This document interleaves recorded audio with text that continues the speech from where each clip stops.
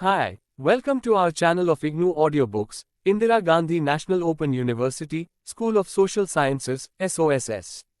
Postgraduate Diploma in Disaster Management, PGDDM. MPA 003 Risk Assessment and Vulnerability Analysis. Unit-7 Observation and Perception of Vulnerability, 7.0 Learning Outcome. After reading this unit, you should be able to understand the observational and analytical framework of vulnerability, analyze vulnerability as a socially constructed phenomenon, and discuss perceptions of vulnerability. 7.1 Introduction. Vulnerability understood as a measure of the degree to which a system may be harmed in response to a stimulus is not new, rather it has been widely used in the physical and social sciences in literature dealing with hazards, climate change, health, epidemiology, crime, military planning, ecology and engineering. Vulnerability is a relative condition. The term vulnerable originates in the verb to wound and it has been used in a variety of ways to characterize the response of social and ecological systems to perturbations. Timmerman, 1981. As analyzed in the earlier units as well, risk is closely related to associated with vulnerability and can be viewed as a joint product of environmental stresses and human and ecological vulnerability. The concept of vulnerability, thus, like risk and hazard, indicates a possible future state. It implies a measure of risk together with a relative inability to cope with the resulting stress. S. Timmerman, 1981, looking towards explanation of societal collapse, has reviewed the concepts associated with vulnerability. In his words, vulnerability is the degree to which the subject, individual or group, reacts adversely to the occurrence of a hazardous event. The degree and quality of that adverse reaction are partly conditioned by the system's resilience, the measure of a system's, or part of a system's, capacity to absorb and recover from the occurrence of a hazardous event. Looking at the composition of society, there are some groups that are more prone to damage, losses, and suffering from differing hazards. Certain factors causing variations of impact include class, caste, ethnicity, gender, disability, and age. It should also be noted that understanding of vulnerability has a temporal dimension as long-term consequences are involved by way of reduced capacities and/or enhanced vulnerabilities. Since damage to livelihood and not just life and property is the major issue, those that find it hardest to reconstruct their livelihoods following a disaster are left more vulnerable. The concept of vulnerability as the differential susceptibility to loss is a central but still incompletely and incoherently developed concept. The variety of efforts across disciplines to address vulnerability has generated differing approaches and concepts. The related concepts of resistance, the ability to absorb impact and maintain functioning, resilience, the ability to maintain a system and to recover after impact, and exposure, the presence of a threat to a group or region, provide some guidance. These three dimensions account for most of the discussions included under the general framework of vulnerability. Although the specific terms, concepts and criteria used to address vulnerability differ, basic concepts are consistent. Resilience refers to the ability to continue to function within a normal range despite perturbations and ability to recover from disturbances that substantially disrupt the normal functioning of the system. These two concepts address the internal characteristics of the affected system. Economic, political or biophysical changes may, however, interact to alter the resistance or resilience significantly, the characteristics of exposure experienced by a system. In climate change literature, vulnerability is defined as the degree to which a system is susceptible to, or unable to cope with, the adverse impacts of climate change, climate variability and extremes. Vulnerability to climate change is a function of the character, magnitude, and rate of climate variation to which a system is exposed, its sensitivity, and its adaptive capacity. 7.2 Structural aspects of vulnerability. Disasters have two factors: the danger or threat of a situation, and the vulnerability, that is, the possibility of persons or goods being affected. The idea of danger or threat points out the possibility of a physical event capable of causing damage, like earthquake, cyclone, floods, industrial accidents, etc. The concept of vulnerability brings to light the structural susceptibility of a society or a social group to suffer harm based on a physical event constituting a threat. It needs to be understood that the structural aspect of vulnerability concerns the relationship between the social, economic and physical elements on which the well-being of the society or the group in question depends. Thus, the analysis of vulnerability is specific and based on the type of danger or threat which is apprehended. Disasters take place when a situation having a force of threat or danger coincides with vulnerability condition and exceeds the social capacity to assimilate the consequences. The distinction between threat, vulnerability and risk is fundamental. Even in such cases as when the threat goes completely beyond human control, as in an earthquake, risk can be efficiently reduced or mitigated through appropriate management of the conditions of vulnerability. Utility of the concept of vulnerability depends on a precise definition of an event and its context to provide insights into specific factors, forces, natural and man-made, creating, causing vulnerability. Key considerations in the above context include the following. 1. Vulnerability is viewed as comprising internal characteristics of the subject and external processes contributing to differential exposure. 2. Vulnerability is understood as relative to a given hazard, thus, the degree of vulnerability will differ with regard to hazards of varying kinds and magnitude, and 3. The unit of analysis varies in scale as suggested by system in Timmermans. Definitions. The structure of global environmental risk reflects human driving forces, patterns of environmental changes, the fragility of ecosystems, the vulnerability of social groups and the adverse effects that result. Fig. 1. Cusperson and Turner, 1995. The stages in the evolution of risk consequences are highly interrelated and interactive. The magnitude of the impact depends upon various ongoing processes and existing factors contributing to the resilience or capacity of a group or a region to resist impacts. That is, its vulnerability. 5 broad categories of factors and processes are identified in determining the vulnerability of affected populations. These are ecosystem fragility, economic sensitivity, and social system sensitivity, individual decision-making and demographic characteristics. 7.3 Observational and analytical framework of vulnerability. Internal and external. Vulnerability has two sides, an external side of risks, shocks and stress to which an individual is subject, and an internal side which is defenseless, meaning a lack of means to cope without damaging loss. Chambers, 1989. The diagram below depicts it illustratively. Both behavioral and structuralist schools of thought on disasters acknowledge that disasters happen on the basis of interactions between a natural hazard and population. However, the need to place greater emphasis on the vulnerability of a population as a determinant of disaster has been contended by the structuralist school of thought. It has been conceded, however, that evidence of the primacy of vulnerability as a determinant of a disaster becomes prominent through the fact that nearly all deaths from disasters triggered by natural hazards are located in the developing world, whereas hazards themselves are much more evenly spread. Abbott, 1991, Smith, 1996. Sensitivity and resilience. Moser, 1998, has also come out with 2 dimensions to vulnerability in his model. Hay has used the concepts of sensitivity and resilience. The focus in this model is twofold. It has not only emphasized the extent and severity of the interaction between the external hazard and the internal capability, that is, sensitivity, but has also stressed on the tensile strength of the system to cope with the external hazard, that is, its resilience. Moser's model has laid emphasis on the importance of the capability of individual to respond to stress. It is revealed through the significance attached by Moser on assets as the primary factor in vulnerability.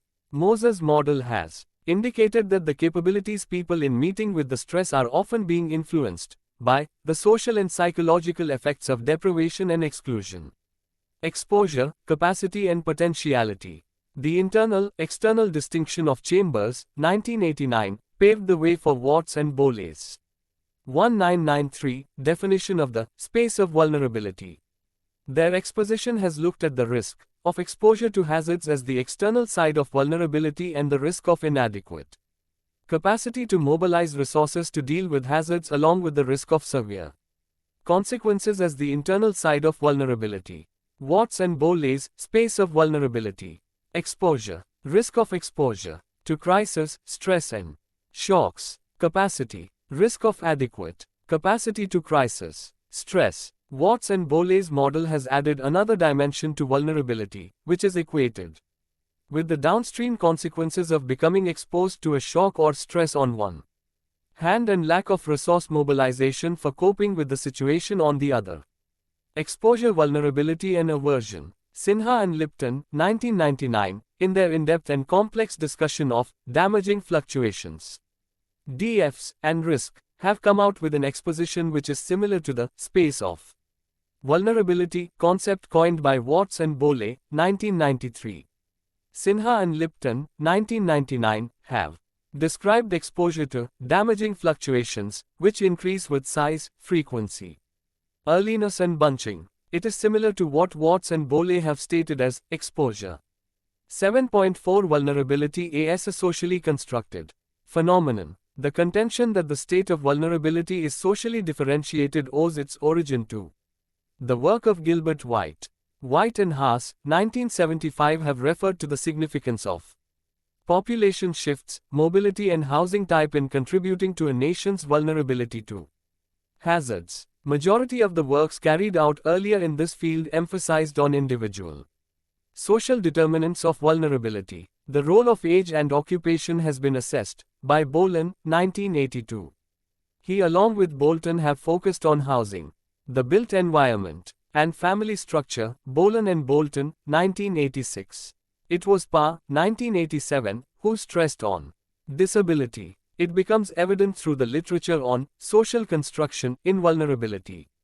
Literature where emphasis has been on the system and its ability to cope with and respond to the stimulus. It has also been recognized that the degree to which populations are vulnerable to hazards does not exclusively depend on the proximity to the source or the nature of the hazard but also on social conditions.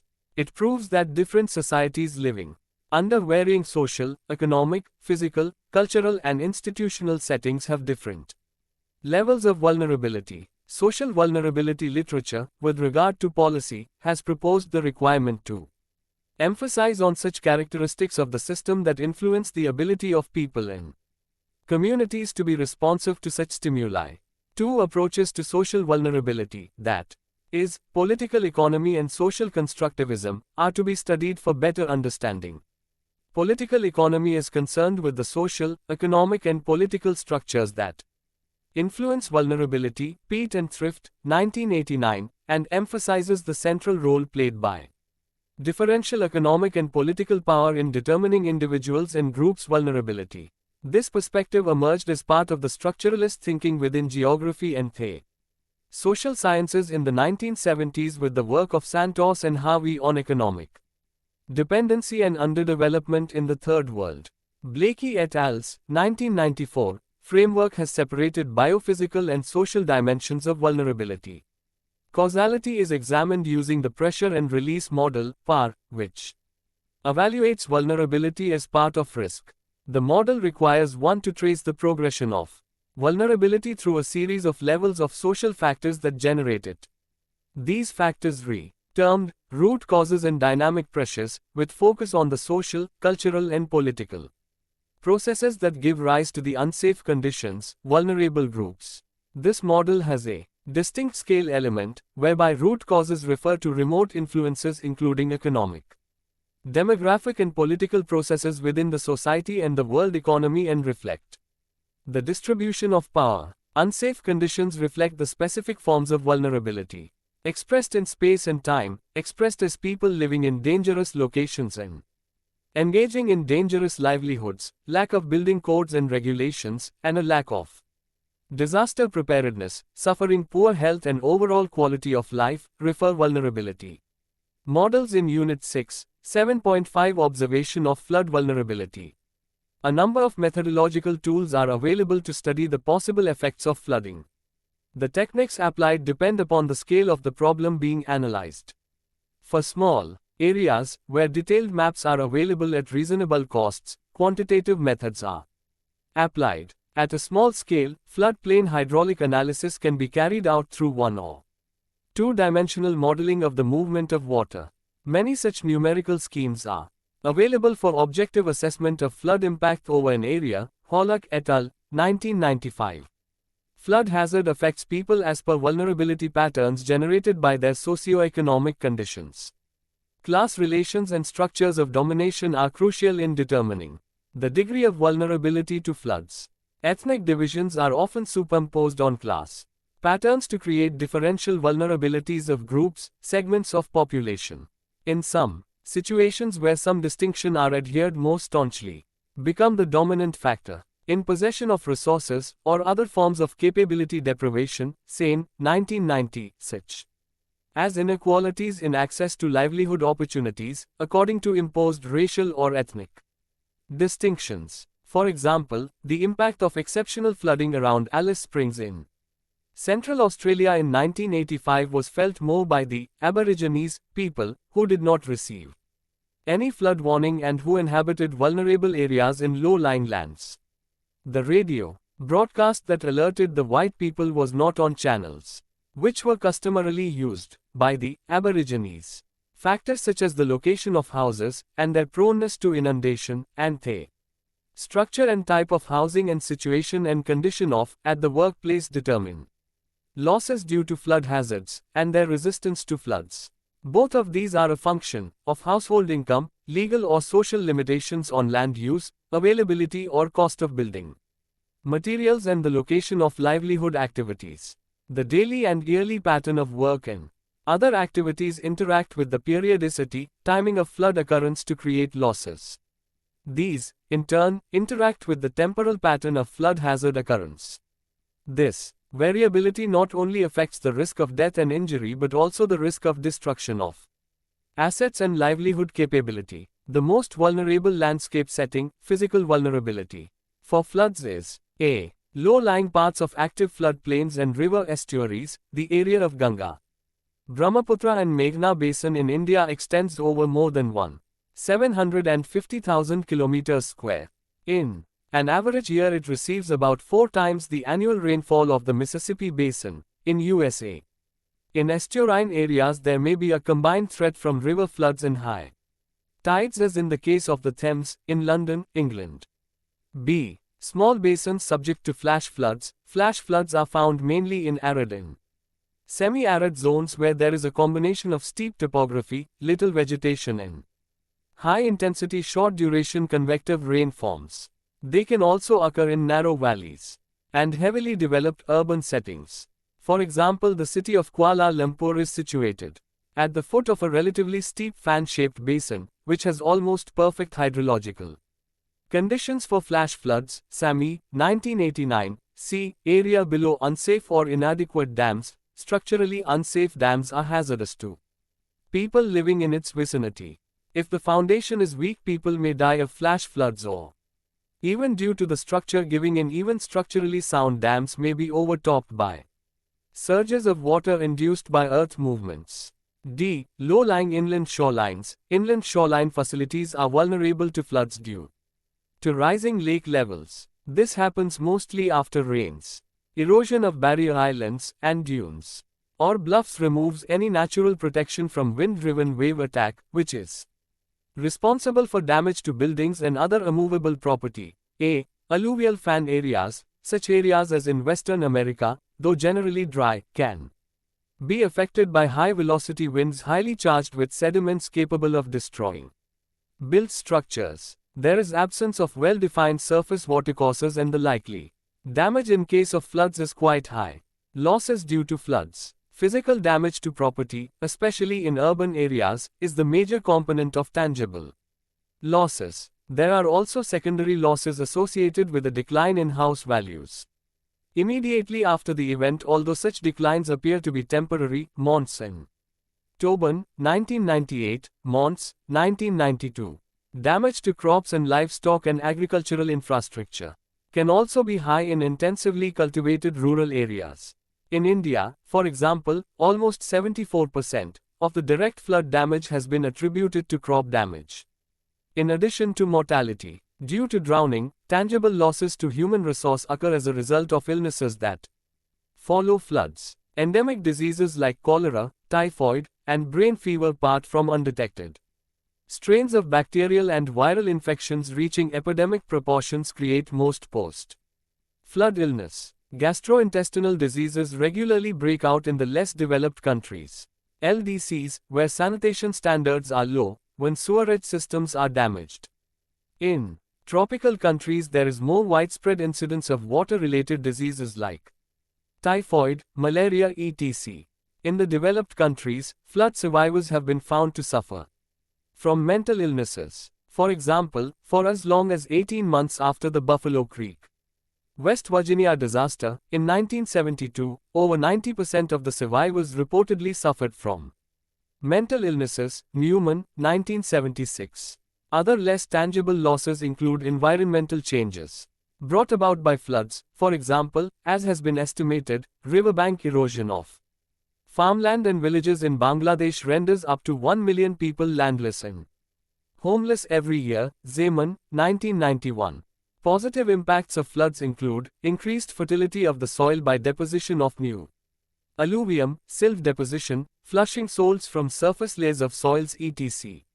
Floods provide water for natural irrigation and fisheries, which are an important source of protein in many LDCs, flood retreat agriculture, where the moist soil is left after flood recession and is planted with food crops, is widely undertaken in the tropics.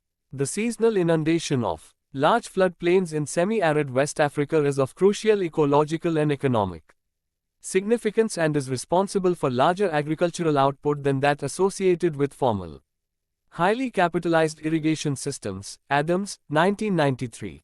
Flood management. In India, since floods are almost an annual occurrence, the impact on the economy is considerable. As is evident in the map given below, UNDP, 2005, river basins in the east and west coast, Punjab, Bihar, Uttar Pradesh, parts of northeast, Gujarat and West Bengal are the major flood-prone zones in India. Vulnerability of flood areas is due to their apparent attractiveness for human settlement and ill-planned growth owing to administrative and political exigencies. Therefore, flood management is an important, indispensable economic activity and a development imperative. The following measures are advocated for protection of life and property in the event of floods. A. Event modification adjustments. These imply physical control of floods, which depends on two measures, adopted singly or in combination, viz. flood abatement and flood diversion. Flood abatement or flood reduction involves decreasing the amount of runoff potentially able to create a flood peak in a drainage basin. Watershed treatment is a widely used means of controlling the flow of water by reducing its velocity. Typical strategies include reforestation or reseeding of sparsely vegetated areas to increase evaporative losses, mechanical land treatment of slopes, such as contour plowing or terracing, comprehensive protection of vegetation from wildfires, overgrazing, clear-cutting of forest land, or any other practices likely to increase flood discharges and sediment loads. In addition, downstream decreases in peak flow can be achieved by the clearance of sediment and other debris from headwater streams, construction of small water and sediment holding areas, farm ponds, and preservation of natural water detention zones such as sloughs, swamps, and other wetland environments.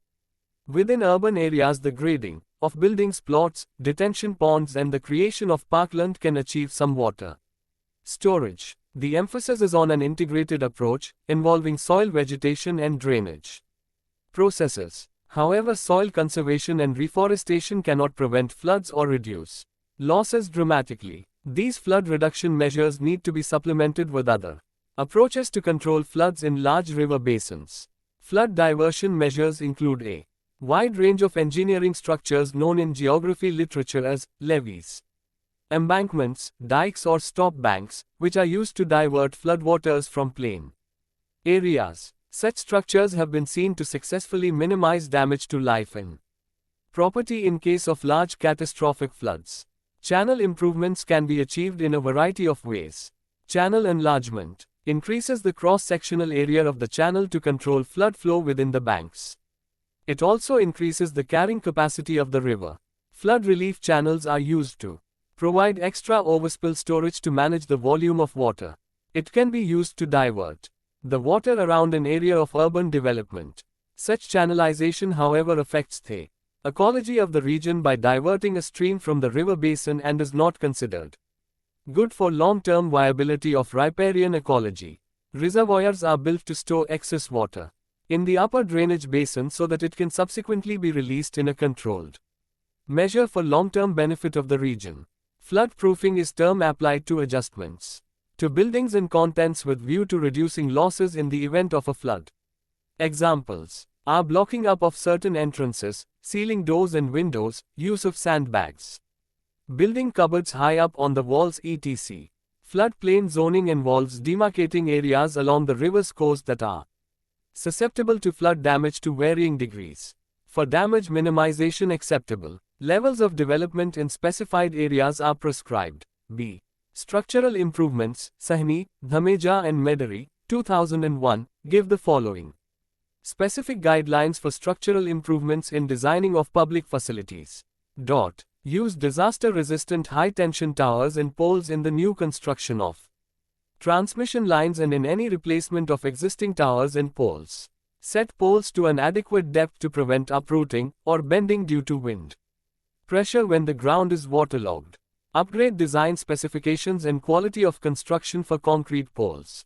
Upgrade specifications for wooden poles to ensure that mature timber is used, that poles are cured adequately, and that the wood has been treated by a proper impregnation method against moisture and insect damage. Replace pole-mounted transformers with plinth-mounted transformers. Place underground the low-tension main supply cables between transformer stations. In urban areas, wherever feasible economically, upgrade outside telecommunication equipment in storm-proof buildings above flood level. Replace overhead cables with underground cables in areas of high vulnerability and wherever feasible economically pumping stations must be upgraded to the ones that are damage-proof. Water tower and storage tanks should be designed to withstand cyclonic winds, earthquakes and floods. Regional cooperation between India, Nepal and Bangladesh is needed to improve the existing drainage system so that the extent and time of flooding is lessened. Freeing up natural drains, old channels or DHARS, and natural depressions should be part of the disaster mitigation strategy in flood-prone areas. 7.6 Vulnerability dimensions. Concerned by the increasing number and the impact of disasters. The International Decade for Natural Disaster Reduction, IDNDR, was initiated in 1990 to enforce the agenda for disaster reduction. One of its major goals was to reduce vulnerability to natural disasters, requiring concerted and coordinated efforts of government, UN system organizations, the world's scientific and technical community, volunteer organizations and educational institutions, the private sector, the media and individuals at risk. Vulnerability assessment is essential. United Nations. IDNDR, 1992. The international community was alerted to the fact that if disasters have to be controlled and prevented, vulnerabilities should be assessed and identified in order to design timely, affordable and effective strategies for reducing the negative effects of disasters. Anderson, 1995. Most of the agencies further recognize that vulnerability is a bigger concern for the poor and that the most vulnerable sectors in society need special attention. 3 different views have been identified to address vulnerability. 1. Natural causation. This view blames nature and natural hazards as the cause of the people's vulnerability, which changes as per the intensity, magnitude, and duration of external shocks. Vulnerability emerges from hazards and risks consequent thereupon. In order to reduce vulnerability, it is imperative to put in place systems for predicting hazards and technologies to make human structures withstand adverse impacts. Hence, the reliance in this approach is on scientific and technological solutions. 2. Costly technology. Despite enormous increase in technological and scientific capacity, people continue to suffer. The main reason for this could be costly prediction and mitigation technologies also because these systems are inappropriately used. Public administrators, disaster management professionals and economists are continuously working to find methods whereby losses could be reduced and risks minimized. The emphasis in this approach is on economic and financial solutions to minimize costs. This calls for proper vulnerability reduction measures with the active participation of the concerned communities as an essential prerequisite for user-friendly application of technology and development of indigenous low-cost options. 3. Societal structures as cause. This view observes that disasters have differential impacts on people who live in hazard-prone areas. It is not only exposure to hazards that puts the people at risk, but also socioeconomic and political processes in society that generate vulnerability as per advantageous, disadvantageous social positioning. These create the conditions that adversely affect the ability of communities or countries to respond, to cope with or recover from the damaging effects of the disaster events. These conditions precede the disaster event, contribute to its severity and might continue to exist long afterwards. Anderson, 1989. Reducing the vulnerability of the poor is a development question and such a question. It is often felt that the poor are affected by the critical trends, shocks and seasonal problems, which lie far beyond their control. For lasting solutions, there is need for well thought out, detailed disaster mitigation strategy, preparedness planning, risk identification, sharing and transfer, etc. 7.6.1 Local adaptation strategies. Populations inhabiting hazard-prone areas adapt with extreme events, using their own capabilities, skills, talents, knowledge and technologies inherited from their ancestors and learned through experience. These strategies have the legitimacy of tradition and culture. In Orissa, which is one of the cyclone-prone areas in India, in a study entitled Community-Based Disaster Preparedness in Orissa, 2000, it has been highlighted that the local community has developed its own coping strategies to deal with cyclones. These can be better understood by the people and can prove to be beneficial in minimizing the loss of life and property from cyclones. Some of these points are as follows. 1. People wrap all available seeds, rice paddy and bury it underground when they move for safer places. 2. Some families wrap all their important papers, documents and other valuables and bury it underground before leaving their houses. 3. Houses are constructed on higher plinth so that water does not enter the house. 4. If the clouds move northward, it is an indication of possible flood over the next 3 or 4 days. 5. Some people can look at the color of the clouds and their formation and predict floods. 6. People grow banana trees around houses as banana stems are used for floating. Something similar to a boat is made out of banana stems and is used as a barge. 7. Banana leaves are used as fodder during cyclones and floods. 8. People identify nearby villages and inform them beforehand for their temporary migration and shelter in those villages in case of floods. 9. People store foodstuff, dry food, coconut, pumpkins, etc. to be used immediately after the disaster. 10. Beating of drums for dissemination of warning is a regular practice among indigenous communities. 11. The continuously blowing wind from east indicates that the cyclone is approaching. If within 2 hours, the wind starts becoming hot, the indication is that the intensity of cyclone will increase. 12. If the wind changes its direction from east to south and gets cooler, it indicates that the cyclone has changed its direction. 13. Barking of village dogs without any provocation during daytime is indicative of an unusual event like a cyclone in the immediate future. 14. If dogs start scratching the ground, it is an indication of impending hazard.